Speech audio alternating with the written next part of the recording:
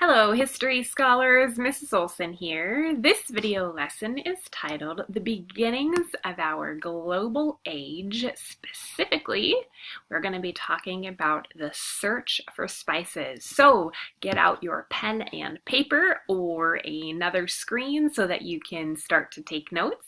Make sure that you pause when you need to pause to record important information, because you can always use the notes on future assignments and to help you remember that important information. All right, here we go. Now, I like these lessons to be as interactive as we possibly can. So what I mean by that is when I ask you a question, like with this entry task, no matter where you're sitting, whether it's a desk in your bedroom, the living room, your kitchen table, try to interact with the video, with the lesson. So when I ask you a question, say the answer out loud. What are your thoughts? Pretend like we're actually in the room together. So here goes. Here's your first try. The entry task says, what kind of spices do you like? So think about your favorite foods. What kind of spices and flavors do you like in your favorite foods? And here, do you like pepper on your Caesar salad? Anybody eat Caesar salad? I always like pepper on my Caesar salad. How about cinnamon? Do you like cinnamon on your French toast? I'd say it's pretty traditional flavor to put cinnamon in the batter of your French toast. And what about nutmeg? Have you guys given nutmeg a second thought? Well, if you haven't, I want you to, because what we're learning about is that spices have tipped the balance of world power in the modern age of history. People liked these flavors back in the day, so the 1300s, 1400s, and they started to go out around the world to find these spices to flavor their foods, and you're going to learn other things too besides food. And what it did is that they went out around the world, they explored, they took those spices, they started to sell those spices, and of course when you sell, you make money, and in this world that we live in, money often equals power, okay? As in the balance of world power. So here we go. Beautiful picture of spices. And who cares about spices? This is where you guys are shouting out your answers or your thoughts about who cares about spices.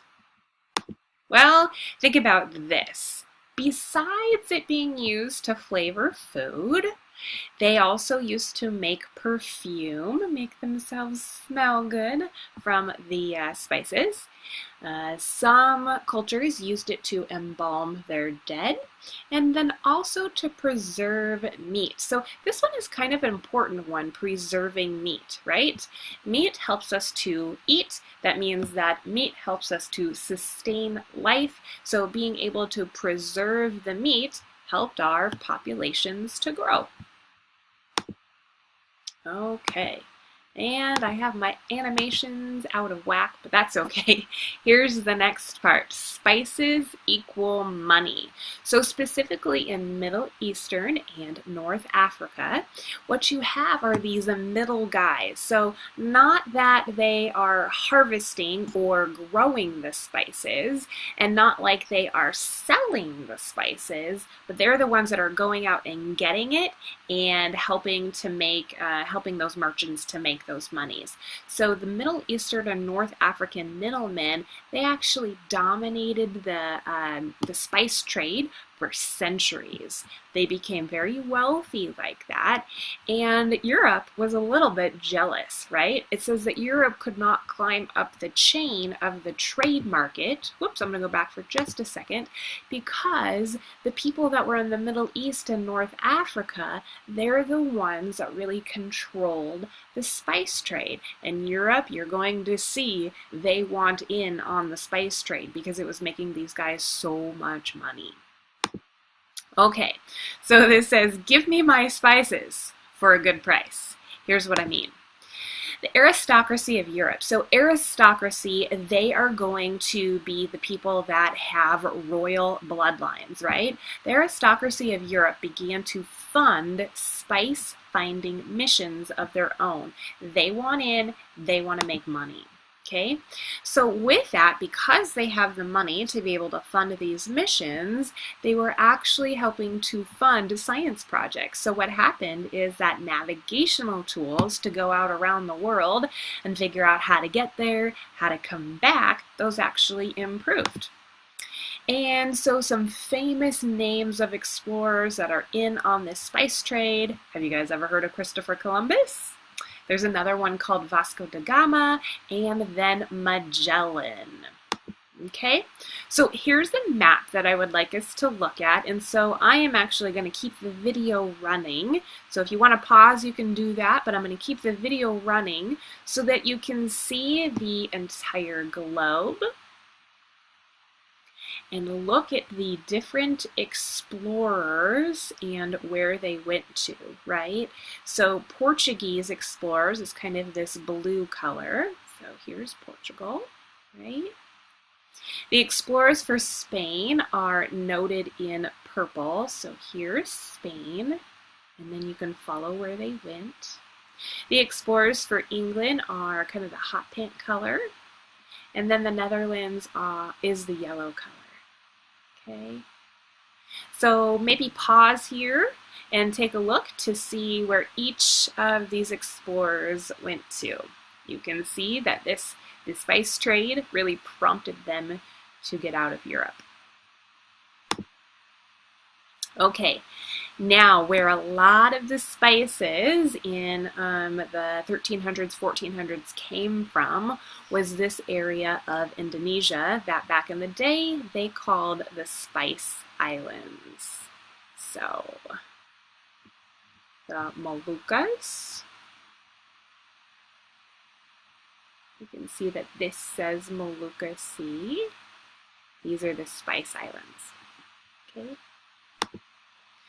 All right, so mapping the African coast. This is that Prince Henry of Portugal sponsors the exploration of the African coast.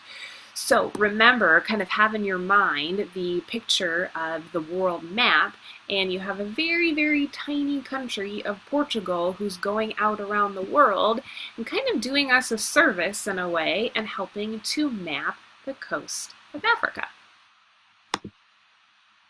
So what Prince Henry does with this project is he's able to gather scientists, cartographers, and other experts, to be able to complete this project. So a cartographer is a fancy name or an official name for a map maker. Okay, and so what these guys are doing is they are redesigning ships to make them faster, to make them stronger, hold more people. They were preparing maps, they were training captains and crews to take this long journey along the African coast. Okay, and they're working their way south to explore the west coast of Africa. All right, so here we go with the map so that we can get a visual in our heads. Prince Henry from Portugal sponsoring this expedition. They take off from Portugal. Okay, and you can follow Diaz went along the coastline, and then you can see that Vasco da Gama, he kind of goes in a more of a circular pattern right here to go around the Cape of Good Hope, which is the tip of Africa. Okay. So here is another map. I love maps. I think it gives us a visual of what happened, where they went. And I put up here, but in the late 1400s, the European sailors did what neither Muslim nor Chinese explorers could. Okay? They began a global, so think about the world, not just regional exploration, and they created colonies to increase their wealth and power. So I'm not necessarily saying that this is a good thing, creating colonies, but when Muslim and Chinese explorers went out previous to the 1400s, they kind of just explored. They didn't try to go into other places to establish power there. which is what the European sailors did. They went out to these other places around the world, kind of staked their claim in this land and made it European. They made it Portuguese, they made it Spanish, they made it French, they made it Dutch or British, okay? So again, I suggest pausing the video here and looking at the map so you can see where these explorers went. And let's take a look actually right here. So for example, New Spain, this is America. The other part of North America was British, okay? The purple is Portuguese, and in fact, that's what people in Brazil speak, is Portuguese. Okay, so one of the guys, one of the explorers is Bartholomew Diaz. And Diaz rounds the tip of South Africa in 1488, okay? He gets to go around the Cape of Good Hope, and you're right, yes, we did see this on a map a little bit ago, but if it's in text, then you really know that you want to remember it, okay? And his claim to fame is that he opened the way for a sea route to Asia. So once again, he's from Portugal. He goes around the western tip of Africa, and he opens up this sea route to Asia. Okay, so here it is again, going around the western side of Africa and going around the Cape of Good Hope to find this sea route to Asia.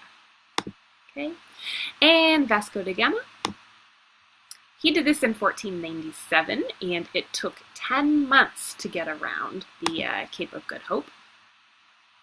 To get to, sorry, here's the rest of it, to get to India, which he had a great spice port. So the story goes is that they were able to stay in Calcutta for a couple of months, regenerate, but on the way home, it was hard going. And so what happened is that they lost a lot of people, and so that's why it was hard through weather, made their journey longer, and a lot of people didn't make it. So it says that many sailors died of hunger, thirst, and scurvy. And if you're not sure what scurvy is, quick thing on scurvy, it's when our bodies don't get enough vitamin C. And so we die without proper nutrients. Okay. So this is a picture of Vasco da Gama. Let's see, let's move me out of the way.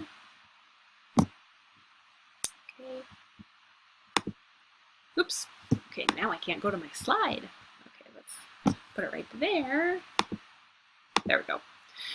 All right, so Vasco da Gama's first voyage to India, so it took him 2 years. So once again, here's Portugal, going around the tip of Africa, around the Cape of Good Hope, right? And they go to Calcutta. They're able to stay there, and on the way home, very hard going, and they lose half of their ships.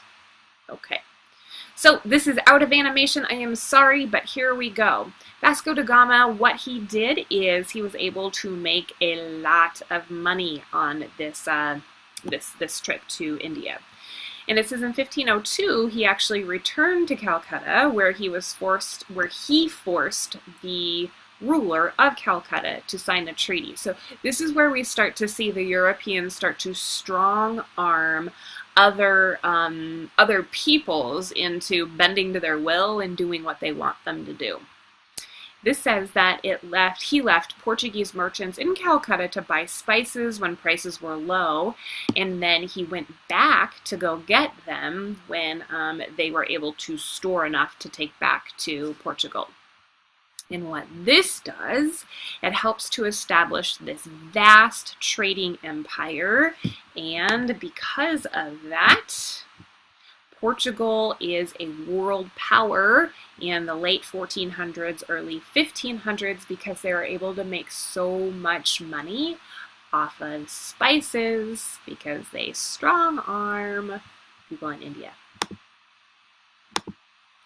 All right, so this is kind of a fun and a pretty map to show you the route again, to show you India, where they were storing all of those spices. He went back to go get his guys and then bring it back to Europe, where they sold them and made a lot of money. All right, that is the end of the video lesson for the search for spices. Make sure that you take good notes, or you took good notes and you have to go back and maybe write some things down again. That is good.